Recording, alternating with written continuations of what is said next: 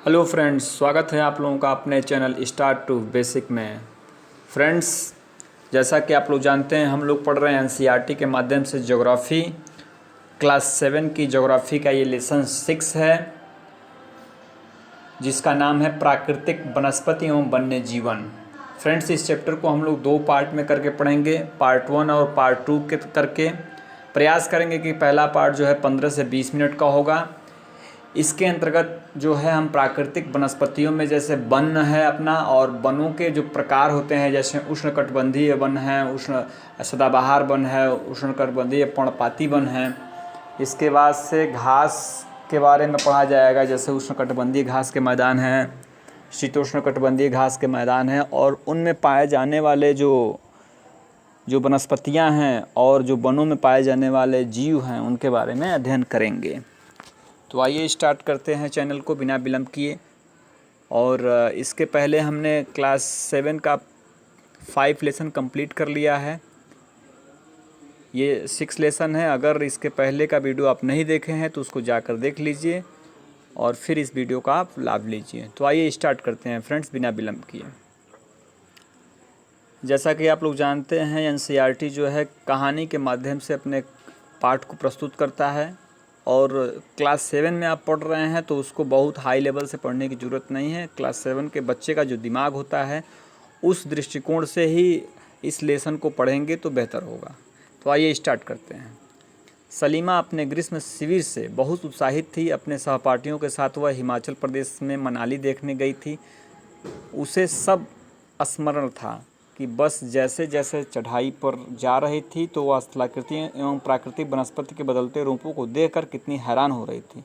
गिरिपाद में स्थित साल एवं सागौन के घने वन धीरे धीरे अदृश्य हो गए तथा पर्वत की ढलानों पर पतली नुकीली पत्तियों तथा शंक्वाकार वितान लंबे वृक्ष दिखने लगे। उसे पता चला कि शंकुधारी वृक्ष थे। लंबे वृक्षों पर खिले लाल लाल फूलों पर उसका ध्यान गया। वे रोडोडेंड्रॉन के फूल थे। मनाली से आगे रोहतांग दर्रे तक रास्ते में उसने देखा कि भूमि छोटी छोटी घासें और कुछ स्थानों पर बर्फ़ से ढकी थी। फ्रेंड्स, बात कर रहा है जो सलीमा है, ये गर्मी की छुट्टियों में कहाँ गई थी? ये घूमने गई थी बाहर। तो हिमाचल प्रदेश में मनाली एक जगह है जहाँ होता क्या है कि जो है बर्फ़ जो है प्रायः जो है देखने को मिलती है। और यह कहाँ पे स्थित है? तो ये गिरिपाद एक शब्द आप पाए हैं। गिरिपाद का मतलब, गिरि मतलब आप समझ रहे हैं, गिरि मतलब होता है, गिरि का मतलब होता है पर्वत, और पाद का मतलब होता है उसका सबसे निचले सिरा। मतलब यहीं से एक तरह से देखा जाए तो बर्फत जो है पहाड़ों का सबसे नीचे चोटी, सबसे नीचे से जो स्टार्ट होता है उसी को हम पाद बोलते हैं। तो ये इस तरह के दृश्य उसको देखने को मिले। क्या देखने को मिले कि जो है साल एवं सागौन के जो है घने वन धीरे धीरे क्या हो गए? अदृश्य हो गए था। पर्वतों की ढलानों पर पतली नुकीली पत्तियों और शंक्वाकार वितान लंबे वृक्ष दिखने लगे। जैसे जैसे ऊपर आप बढ़ते हैं, वनस्पतियों का जो होता है आकार प्रकार बदलने लगता है। तो ऊपर बढ़ने पर होता क्या है कि वनस्पतियाँ जो हैं पतली और नुकीली लंबे वृक्ष दिखते हैं। तो वही सलीमा जो है सब देखते हुए आगे बढ़ रही थी। ये आप रोडोडेंड्रॉन का जो पुष्प है, ये जो वाटर जो रेड कलर का है, देख सकते हैं ये। आइए आगे देखते हैं। सलीमा के अवलोकन से हमें अनुमान लगा सकते हैं कि स्थल की ऊंचाई एवं वनस्पति की विशेषताएं एक दूसरे से संबंधित हैं। देखिए, एक ऑब्जेक्टिव यहाँ आप देख सकते हैं। वनस्पति का संबंध किससे है? तो स्थल की ऊंचाई से वनस्पतियों का क्या हो जाता है? आकार प्रकार बदल जाता है। जैसे जैसे ऊंचाई पे जाते हैं वनस्पतियाँ क्या हो जाती हैं? उनके आकार में, उनके प्रकार में, उनमें क्या हो जाता है? परिवर्तन हो जाता है। ऊंचाई में परिवर्तन के साथ जलवायु में परिवर्तन होता है तथा इसके कारण प्राकृतिक वनस्पति में भी बदलाव आता है। वनस्पति की वृद्धि तापमान एवं नमी पर निर्भर करती है। इसके अलावा यह ढाल एवं मिट्टी की परत की मोटाई जैसे कारकों पर भी निर्भर करती है। मतलब जलवायु, तापमान और मिट्टी का ढाल और मिट्टी की मोटाई पर भी निर्भर करता है। इन घटकों में अंतर के कारण किसी स्थान की प्राकृतिक वनस्पति की सघनता एवं प्रकार में भी परिवर्तन होता है। आमतौर पर प्राकृतिक वनस्पति को निम्न 3 मुख्य श्रेणियों में वर्गीकृत किया जा सकता है। देखिए प्राकृतिक वनस्पति को 3 श्रेणियों में कर दिया इन्होंने। कैसे? वन कर दिया, दूसरा क्या कर दिया, घास स्थल कर दिया, और तीसरा इन्होंने जो है कांटेदार झाड़ियाँ कर दी। यहाँ पे आप देख सकते हैं कांटेदार झाड़ियाँ। तो प्राकृतिक वनस्पति का बंटवारा इन्होंने 3 तरह से कर दिया। आइए एक देख लेते हैं एक एक करके सबके बारे में। वन जो वृक्षों के लिए उपयुक्त तापमान एवं परिपूर्ण वर्षा वाले क्षेत्रों में उगते हैं। इन कारकों के आधार पर सघन एवं खुले वन विकसित होते हैं। घास स्थल जो मध्यम वर्षा वाले क्षेत्रों में विकसित होते हैं,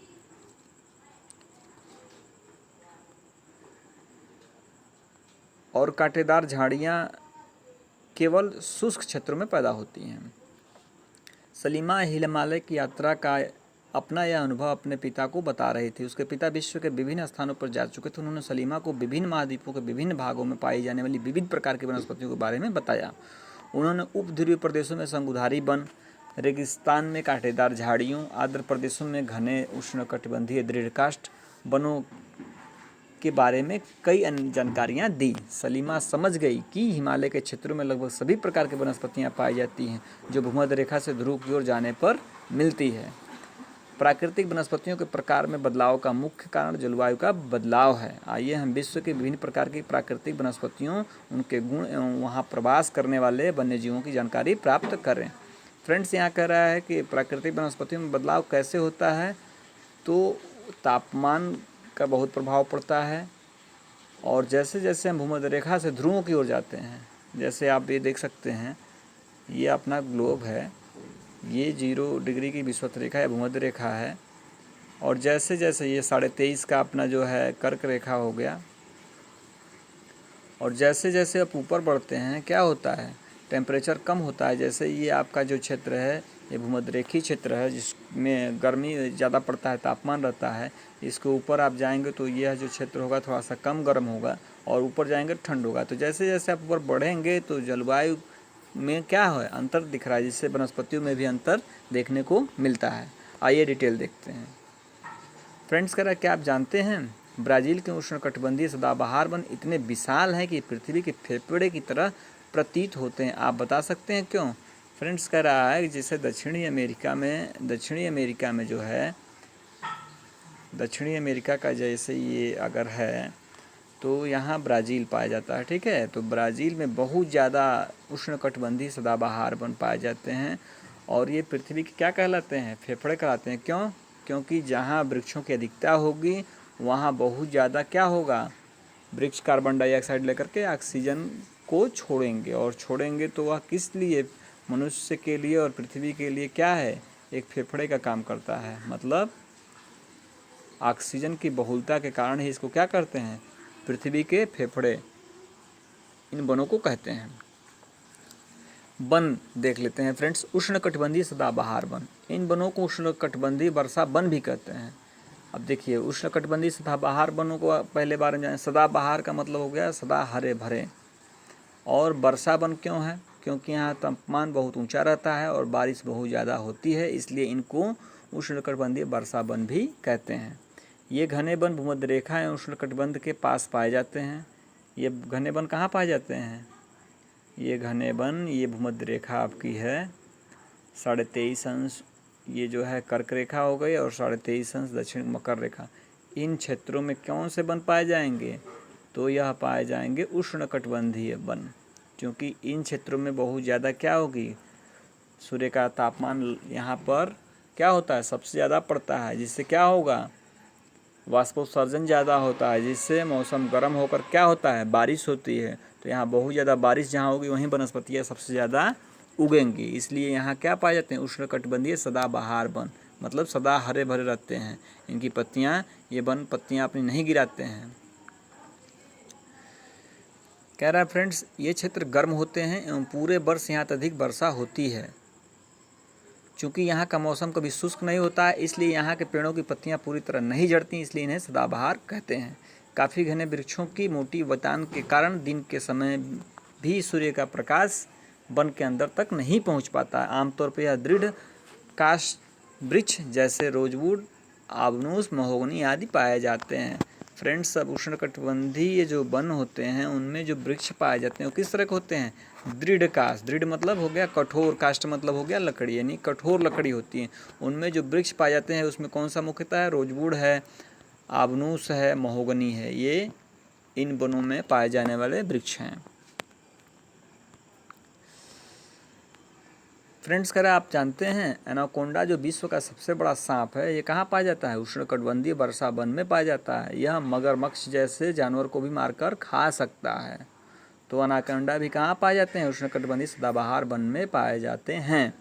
उष्णकटिबंधीय दूसरा आ गया पर्णपाती वन।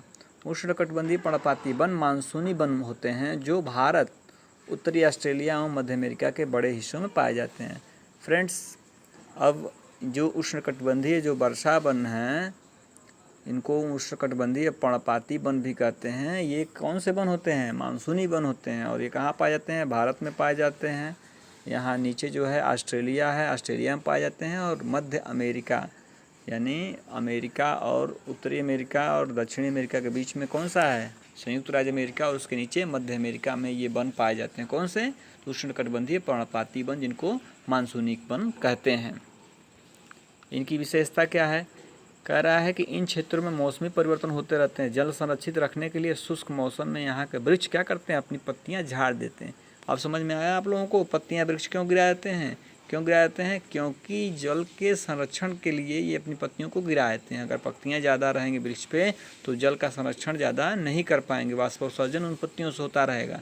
इसलिए ये वृक्ष, चूँकि बारिश की बहुत ज़्यादा अधिकता नहीं रहती है, इसलिए अपनी पत्तियों को नीचे गिरा देते हैं, पत्तियाँ झाड़ देते हैं।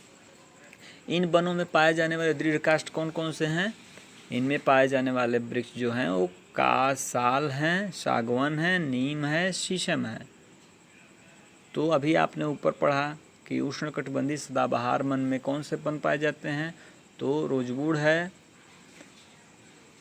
आपने ऊपर देखा कि रोजवुड पाए जाते हैं और महोगनी पाए जाते हैं। उसी तरह से यहाँ पे जो है साल, सागवान, नीम और शीशम पाए जाते हैं। दृढ़ काष्ठ वृक्ष फर्नीचर, यातायात के निर्माण और सामग्री बनाने के लिए बहुत उपयोगी होते हैं। अब जो फर्नीचर बनाने का हम लोग काम लेते हैं, जैसे जंगले, फाटक जो भी बनते हैं, रेल की पटरियों में भी इनका उपयोग होता है। तो यह कठोर इनकी लकड़ियाँ होती है, इसलिए इनका उपयोग किया जाता है। इन प्रदेशों में आमतौर पर पाए जाने वाले जानवर, अब इनमें जो वन्य जीव पाए जाते हैं उसमें क्या है? बाघ है, शेर है, हाथी है, गोल्डन लंगूर है एवं बंदर है आदि। ये किससे पाए जाते हैं? तो उष्णकटिबंधीय पर्णपाती वनों में ये जानवर पाए जाते हैं। ये एक दृश्य दिखा रहा है उष्णकटिबंधीय पर्णपाती वन का, जिसमें देख रहे हैं आप कुछ जो है जो ये देखिए वृक्ष जो है ये अपनी पत्तियों को क्या किए हैं? गिरा दिए हैं। इसलिए क्या है? उष्णकटिबंधीय पर्णपाती वन। आओ कुछ करके सीखें। फ्रेंड्स, कह रहा भारत में शीतोष्ण सदाबहार या शीतोष्ण पर्णपाती वन कहाँ पाए जाते हैं? उन राज्यों के नाम बताइए। अब भारत में शीतोष्ण सदाबहार या शीतोष्ण पर्णपाती वन कहाँ पाए जाएंगे? उनके नाम पूछ रहा है। तो शीतोष्ण सदाबहार वन, जहाँ मतलब न गर्मी हो न ठंडा हो, शीतोष्ण सदाबहार वन है। तो जो हिमालय के जो तलछटी क्षेत्र हैं वहाँ उनके नीचे जो है ये वृक्ष पाए जाते हैं। शीतोष्ण पर्णपाती वन जो पत्तियाँ गिरा देते हैं, जहाँ गर्मी ज़्यादा नहीं होगी, मौसम कैसा होगा? मानसूनी होगा, वहाँ ये पर्णपाती पाए जाएंगे। भारत में अधिकतर किस प्रकार के वन पाए जाते हैं? तो भारत में पर्णपाती मानसूनी वन पाए जाते हैं। उनमें पाए जाने वाले देखिए ये आपका बाघ हो गया, ये आपका गोल्डन लंगूर है। तीसरा तरह का वन आ गया फ्रेंड्स शीतोष्ण सदाबहार वन। शीतोष्ण सदाबहार वन मध्य अक्षांश के तटीय प्रदेशों में स्थित हैं। मध्य अक्षांश का रहा फ्रेंड्स, उनके तटीय प्रदेशों में पाए जाते हैं। समांतर कहाँ पाए जाते हैं? तो महाद्वीपों के पूर्वी किनारों पे। जैसे महाद्वीप जो हैं, जैसे आपका ये ऑस्ट्रेलिया है, तो ऑस्ट्रेलिया का ये पूर्वी किनारा ये हो गया। तो इन पूर्वी किनारों पर क्या पाए जाते हैं? शीतोष्ण सदाबहार वन पाए जाते हैं। जैसे कह रहा है दक्षिणी पूर्वी अमेरिका, दक्षिणी चीन एवं दक्षिणी पूर्वी ब्राज़ील। जैसे आप इसको 2-4 पार्ट में कर लेंगे तो ये नॉर्थ हो गया, ये साउथ हो गया, ये ईस्ट हो गया, ये वेस्ट हो गया। अब ये जो पार्ट होगा ये क्या हो जाएगा? यह नॉर्थ ईस्ट हो जाएगा, यानी उत्तर पूर्व हो जाएगा। ये क्या हो जाएगा? ये दक्षिण पश्चिम हो जाएगा। ये क्या हो जाएगा? ये उत्तर पश्चिम हो जाएगा और ये वाला क्षेत्र क्या हो जाएगा, ये दक्षिण पूर्व हो जाएगा। तो इस तरह से कह रहा है कि जैसे दक्षिण पूर्व मतलब दक्षिण और पूर्व में अमेरिका में पाए जाते हैं, चीन में जो है दक्षिणी चीन में पाए जाते हैं और पूर्वी ब्राज़ील में। यहाँ बांज, चीड़ एवं यूकेलिप्टस जैसे दृढ़ एवं मुलायम दोनों प्रकार के पेड़ पाए जाते हैं। मतलब शीतोष्ण सदाबहार वन में दृढ़ यानी जो कठोर और मुलायम दोनों प्रकार के पेड़ पाए जाते हैं।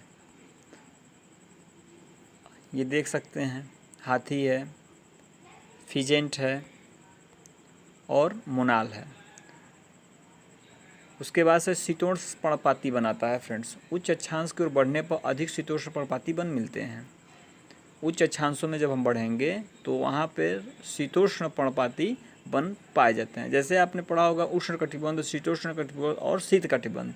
तो उष्ण कटिबंध जो हो गया भूमध्य रेखा के आसपास का क्षेत्र, उससे जब ऊपर हम बढ़ेंगे 23.5 अंश से और 66.5 अंश के बीच का जो भाग होगा वो शीतोष्ण हो गया और 66.5 से 90 का जो भाग होता है वो शीत हो जाता है। तो शीतोष्ण पर्णपाती वन का मतलब हो गया ये 23.5 अंश उत्तरी अक्षांश और 23.5 अंश दक्षिणी अक्षांश और 66.5 अंश उत्तरी 66.5 अंश दक्षिणी के बीच के जो अक्षांश है उसमें ये वन पाए जाते हैं। कहाँ कहाँ पाए जाते हैं देख लेते हैं। ये उत्तरी पूर्वी अमेरिका, चीन, न्यूजीलैंड, चिली एवं पश्चिमी यूरोप के तटीय प्रदेशों में पाए जाते हैं। ये अपनी पत्तियां शुष्क मौसम में क्या करते हैं, झाड़ देते हैं। यहाँ पाए जाने वाले पेड़ हैं बांज, एप्स, बीच आदि। हिरण, लोमड़ी, भेड़िया यहाँ के आम जानवर हैं। फिजेंट तथा मोनाल जैसी पक्षियाँ भी यहाँ पाए जाते हैं। कहाँ पे, तो शीतोष्ण पर्णपाती वन में इस तरह के जो है जीव जंतु पाए जाते हैं। ये शीतोष्ण पर्णपाती का आप देख सकते हैं चित्र। उसके बाद से फ्रेंड्स आता है भूमध्य सागरीय वनस्पतियाँ। आप जान चुके होंगे कि महाद्वीपों के पूर्व एवं उत्तरी पूर्वी किनारों के अधिकांश भाग पर क्या पाए जाते हैं, शीतोष्ण सदाबहार एवं पर्णपाती पेड़ों से ढके हैं। किधर, तो महाद्वीपों के पूर्व एवं उत्तरी किनारों पे। अब कह रहा है कि महाद्वीपों के जो पश्चिमी किनारा है, दक्षिणी पश्चिमी किनारा है, यहाँ किस तरह की वनस्पतियाँ पाई जाती हैं, तो यहाँ भूमध्य सागरीय वनस्पतियाँ पाई जाती हैं। यह अधिकतर कहाँ पाई जाती हैं, तो यूरोप, अफ्रीका एवं एशिया के भूमध्य सागर के समीप वाले प्रदेश में। जो एशिया, यूरोप और अफ्रीका का जो भूमध्य सागर का जो क्षेत्र है, भूमध्य सागर जो है उसके आसपास जो ये वनस्पतियाँ पाई जाती हैं, इसलिए इनका नाम भूमध्य सागर के नाम से ही भूमध्य सागरीय वनस्पति पड़ा है, इसलिए इसका नाम पड़ा। ये वनस्पतियाँ भूमध्य सागर के बाहरी प्रदेशों में जैसे संयुक्त राज्य अमेरिका के कैलिफोर्निया, दक्षिणी पश्चिमी अफ्रीका, दक्षिणी अमेरिका एवं दक्षिणी पश्चिमी ऑस्ट्रेलिया में भी पाई जाती हैं। इन प्रदेशों में गर्म शुष्क एवं गर्म ग्रीष्म एवं वर्षा वाली मृदु शीत ऋतुएं होती हैं। इन क्षेत्रों में आमतौर पर संतरा, अंजीर, जैतून एवं अंगूर जैसे नींबू वंश सिट्रस के फल पैदा किए जाते हैं, क्योंकि लोग अपनी इच्छा अनुसार कृषि करने के लिए यहाँ की प्राकृतिक वनस्पतियों को हटा दिया है। मतलब भूमध्य सागरीय जो वनस्पतियों वाला क्षेत्र है उसमें खास करके फ्रेंड्स रसदार जो फल होते हैं या खट्टे जो होते हैं वो वनस्पतियाँ यहाँ पाई जाती हैं, जिसमें संतरा है, अंजीर है, जैतून है, अंगूर है, जैसे नींबू है, इस तरह के। आशा है क्लियर हो गया दोनों कॉन्सेप्ट आप लोगों को। चलिए आगे देखते हैं। भूमध्य सागरीय वृक्ष जो है क्या होते हैं, शुष्क ग्रीष्म ऋतु में स्वयं को ढाल लेते हैं। उनकी मोटी छाल एवं पत्तियाँ वाष्पोत्सर्जन को रोकती हैं। मतलब जो भूमध्य सागरीय जो वृक्ष होते हैं उनकी छाल कैसी होती है, मोटी होती हैं, और जिसके वजह से क्या होता है, वाष्पोत्सर्जन को रोक लेती हैं। भूमध्य सागरीय प्रदेशों को फलों की कृषि के कारण विश्व का फलोद्यान भी कहा जाता है। यहाँ एक ऑब्जेक्टिव बन जा रहा है, क्या बन जा रहा है कि भूमध्य सागरीय प्रदेशों को क्या बोलते हैं, विश्व का फलोद्यान भी कहा जाता है, क्योंकि भूमध्य सागरीय प्रदेशों में ही विश्व का सबसे ज़्यादा फल उत्पादन होता है, जिसमें क्या है, अंगूर है, अंजीर है, नींबू है, संतरा है, इस तरह के। ये आप देख सकते हैं फ्रेंड्स, अंगूर की खेती की जा रही है। उसके बाद से आता है फ्रेंड्स शंकुधारी वन। उत्तरी गोलार्ध के उच्च अक्षांशों 50 से 70 में भव्य शंकुधारी वन पाए जाते हैं। इन्हें टैगा भी कहते हैं। यह वन अधिक ऊंचाइयों पर पाए जाते हैं। इन्हीं वृक्षों को सलीमा ने हिमालय में प्रचुर मात्रा में देखा था। ये लंबे नरम काष्ठ वाले सदाबहार वृक्ष होते हैं। इन वृक्षों को काष्ठ का उपयोग लुगदी बनाने के लिए किया जाता है, जो सामान्य तथा अखबारी कागज बनाने के काम आती है। नरम काष्ठ का उपयोग माचिस एवं पैकिंग के लिए, बक्से बनाने के लिए भी किया जाता है। चीड़, देवदार आदि इन वनों के मुख्य पेड़ हैं। यहाँ सामान्यतः रजत, लोमड़ी, मिंक, ध्रुवी भालू जैसे जानवर पाए जाते हैं। फ्रेंड्स कह रहा है कि जो शंकुधारी वृक्ष होते हैं, जैसे आपका ये ग्लोब है, ये हो गई भूमध्य रेखा 0 डिग्री, ये आपकी हो गई 23.5 अंश की जो है कर्क रेखा, ये हो गई 66.5 अंश और ये हो गया 90। तो फ्रेंड्स कह रहा है कि शंकुधारी वृक्ष कहाँ पाए जाते हैं, तो ये 23.5 आपकी है 23 हो गया, और ये हो गया 66.5 की, ठीक है। कह रहा है कि अब 50 कह रहा है, ये तो 66.5 का मान बीच में मान लो आप 50 हो गया और 66 की 70। ये जो बीच का पोर्शन है इसमें क्या पाए जाते हैं, शंकुधारी वृक्ष पाए जाते हैं। 50 से 70 अक्षांशों में क्या पाए जाते हैं, शंकुधारी। शंकुधारी वृक्ष का मतलब हो गया है ये शंकु के समान, ये शंकु है ना, इस तरह के वृक्ष पाए जाते हैं। अब इन वृक्षों में ये कहाँ पाए जाएंगे, तो हिमालय में ये पाए जाते हैं। ये कैसे होते हैं, तो नरम होते हैं। इनकी लकड़ी कैसी होती है, नरम होती है। तो नरम जब लकड़ी होगी तो उससे क्या बनेगा, लुगदी बनता है कागज़ बनाने के लिए। और इनके नरम लकड़ी की वजह से इनके छोटे छोटे बक्से बनते हैं, जैसे सेव की पेटी ओटी, बॉक्स बनाने के लिए, पैकिंग के लिए बॉक्से बनाए जाते हैं। इनमें जो मुख्य वृक्ष हैं वो कौन कौन से हैं, आपके देख सकते हैं, चीड़ है, देवदार है, आदि वृक्ष जो है पाए जाते हैं। और जो इन वनों में जो जानवर पाए जाते हैं उनमें क्या है, लोमड़ी है, मिंक है, ध्रुवी भालू जानवर पाए जाते हैं। किसमें, तो शंकुधारी वन में। कह रहा है फ्रेंड्स, क्या आप जानते हैं रूसी भाषा में टैगा का अर्थ क्या होता है, शुद्ध या अनछुआ। ये शंकुधारी वृक्ष का आप देख सकते हैं फोटो ऊपर। तो फ्रेंड्स इस तरह से ये लेसन 6 है जिसका पार्ट 1 हमने कंप्लीट किया। शेष भाग हम पार्ट 2 में कंप्लीट करेंगे। आशा है वीडियो देखकर आप लोगों को मज़ा आ रहा होगा, अच्छा लग रहा होगा। तो वीडियो पसंद आए तो ज़रूरतमंदों को शेयर करिए। चैनल अभी तक सब्सक्राइब नहीं किए हो तो कर लीजिए, और लाइक करिए, और कुछ कमेंट्स हो तो करिए। इसके साथ ही हम सेकंड पार्ट में मिलेंगे फ्रेंड्स। तब तक के लिए नमस्कार, धन्यवाद।